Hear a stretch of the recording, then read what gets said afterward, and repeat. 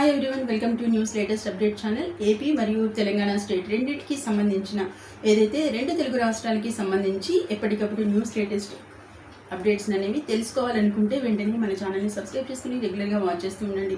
ముఖ్యంగా ఏదైతే గవర్నమెంట్కి సంబంధించిన, స్త్రీలకు సంబంధించిన, అలాగే అన్ని పథకాలకి సంబంధించిన అప్డేట్స్ అనేవి వెంటనే మన ఛానల్ అయితే పోస్ట్ చేయడం అనేది జరుగుతుంది. అవన్నీ మిస్ అవ్వకుండా ఉండాలంటే మాత్రం పక్కనున్న బెల్ ఐకాన్ని ట్యాప్ చేసి అందులోని ఆల్ అనే ఆప్షన్ని కూడా యాక్టివేట్ చేసుకోండి ఫ్రెండ్స్. అప్పుడు మాత్రమే మీరు నోటిఫికేషన్ ద్వారా వివరాలు అయితే పొందవచ్చు. ఇక అప్డేట్లోకి వెళ్దాం.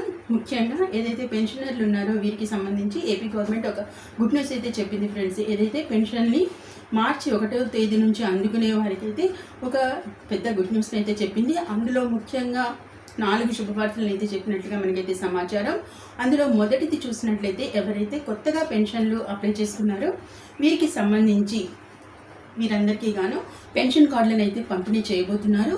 ఇక మార్చి 1న పెన్షన్ కార్డులు అయితే పంపిణీ చేస్తున్న నేపథ్యంలో వీరికి పెన్షన్ అనేది నెక్స్ట్ ఏప్రిల్ నెల నుంచి అయితే పెన్షన్ అనేది పొందవచ్చు అన్నట్లుగా కూడా అప్డేట్ అనేది ఇవ్వడం అనేది జరిగింది. అలాగే రెండవ ముఖ్యమైన అప్డేట్ ఏంటని చూసినట్లయితే ఎవరైతే వృద్ధాప్యంలో ఉన్నవారు కానివ్వండి, అలాగే వర్కింగ్ ఉమెన్, వీరికి ఫింగర్ ప్రింట్స్ అనేవి సరిగా పడని నేపథ్యంలో, ఫింగర్ ప్రింట్ అథెంటికేషన్ సరిగా పడని నేపథ్యంలో వారికి ఫేస్ స్కానింగ్ అలాగే ఐస్ బ్లింకింగ్ ద్వారా అయితే ఈ పెన్షన్ అనేది ఇవ్వబోతున్నట్లుగా మనకి మెయిన్ ఇంపార్టెంట్ సెకండ్ అప్డేట్గా అయితే ఇవ్వడం అనేది జరిగింది. అలాగే థర్డ్ ఇంపార్టెంట్ అప్డేట్ అయితే మనకి చూసినట్లయితే ఎవరైతే ఒక ప్లేస్లో ఉండి వారు ఇంకొక ప్లేస్లో ప్రస్తుతం నివసిస్తూ వారి సొంత గ్రామాల్లో అప్లై చేసుకున్న వారు ఉన్నారో వారు పెన్షన్ని పొందడానికి సొంత గ్రామాలకి అయితే వెళ్తున్న నేపథ్యంలో వారికి ఆ ఇబ్బందిని తొలగించేందుకు గాను పెన్షన్ ట్రాన్స్ఫర్ ఫెసిలిటీని కూడా ప్రభుత్వం అనేది చేపడుతుంది. దీనికి సంబంధించిన అప్డేట్ అనేది రావాల్సి ఉంది ఫ్రెండ్స్. దీన్ని కూడా ఇక మనకి వెంటనే ఈ నెల నుంచి అయితే అమలు చేస్తున్నారు. ఈ నెలలో ఎవరైతే అప్లికేషన్ అనేది పెట్టుకుంటున్నారో